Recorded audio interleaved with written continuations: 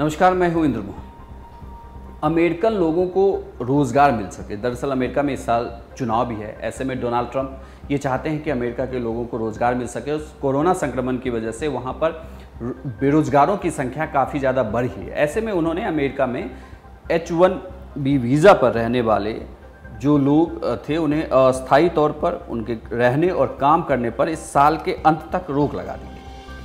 लेकिन Donald Trump यह भूल गए कि उनके देश में जिस लोगों को वो रोज़गार देना चाहते हैं, दरअसल उसमें से बहुत ज़्यादा बड़ी आबादी जो है वो अयोग्य है। इसका मतलब है कि वो बेरोज़गार तो हैं ही, साथ में उनमें ऐसी योग्यता नहीं जो अमेरिका में जो जॉब उपलब्ध है उसको वो कर सकें। यानी कि जिन लोगों को उन्होंने काम करने के लिए रोक दिया और उसके एवज़ में अपने देश के जिन लोगों को उन्होंने कहा कि ये लोग इस मैन पावर को फिल कर सकते हैं, वह लोग दरअसल अयोग्य साबित हुए।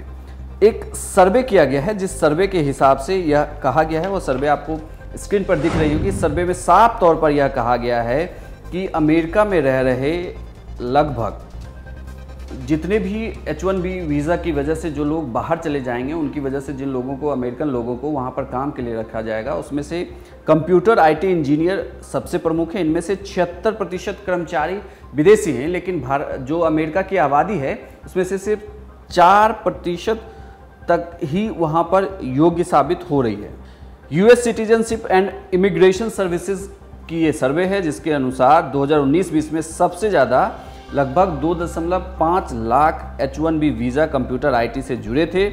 ये किसी भी सेक्टर से सबसे ज़्यादा जुड़े हुए कर्मचारी हैं और इसके बाद इंजीनियर और आर्किटेक्ट दूसरे नंबर पर हैं।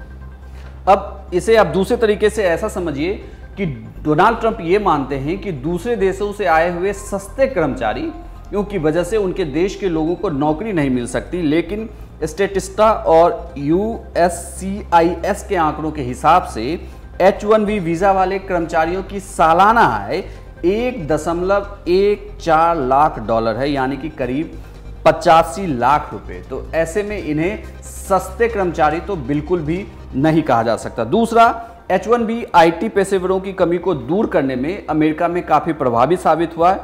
यहाँ तक कि हार्वर्ड यूनिवर्सिटी ने भी ये कहा कि सबसे अधिक मांग वाले H-1B वीज़ा सहित अन्य वीज़ा का निलंबन जो डोनाल्ड ट्रंप का यह फैसला है, यह अदूरदर्शी नीति है। यानी कि इसकी वजह से और ज़्यादा बेरोज़गारी बढ़ सकती है। सबसे बड़ी बात है कि अगर आपको काम मिलेगा और आपके पास योग्य एम्प्लॉय नहीं होंगे तो आप उस काम को सही टाइम पे डिलीवर नहीं कर पाएंगे।